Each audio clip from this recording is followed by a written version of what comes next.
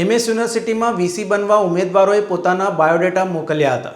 વડોદરા શહેરની એમએસ યુનિવર્સિટીમાં vice ચાન્સેલરની post માટે મોટી સંખ્યામાં ઉમેદવારોએ સર્ચ કમિટી સમક્ષ ગઈકાલ સુધી અરજી કરી હતી। હવે સર્ચ કમિટી દ્વારા અરજીઓની ચકાસણી શરૂ કરવામાં આવી છે। એમએસ યુનિવર્સિટીમાં વાઇસ ચાન્સેલરની પોસ્ટ માટે ઉમેદવારી નોંધાવવાનો ગઈકાલે છેલ્લો દિવસ હતો। સરકારી યુનિવર્સિટીના વાઇસ ચાન્સેલર બનવા માટે મોટી સંખ્યામાં ઉમેદવારોએ ઉમેદવારી નોંધાવી હતી, જેમાં યુનિવર્સિટીમાં ફરજ બજાવતા 1 ડઝન જેટલા સિનિયર પ્રોફેસર્સનો પણ સમાવેશ થયો છે। યુનિવર્સિટીમાં વર્તમાન અને પૂર્વ વીસીના નામ પણ ઉમેદવારોની યાદીમાં હોવાની ચર્ચા છે। હવે સર્ચ કમિટી દ્વારા તમામ ઉમેદવારોના દસ્તાવેજ સહિત અરજીની ચકાસણી કરવામાં આવશે।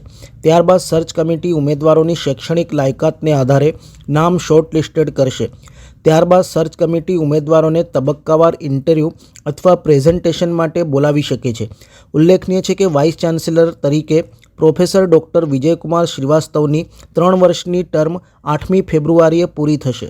સમાચારોના સતત અપડેટ મેળવવા માટે લોકમત ન્યૂઝને યુટ્યુબ ઉપર સબસ્ક્રાઇબ કરો, બેલ આઇકોન દબાવો અને અમારી સાથે જોડાયેલ રહો ફેસબુક, ઇન્સ્ટાગ્રામ અને ટ્વિટર ઉપર।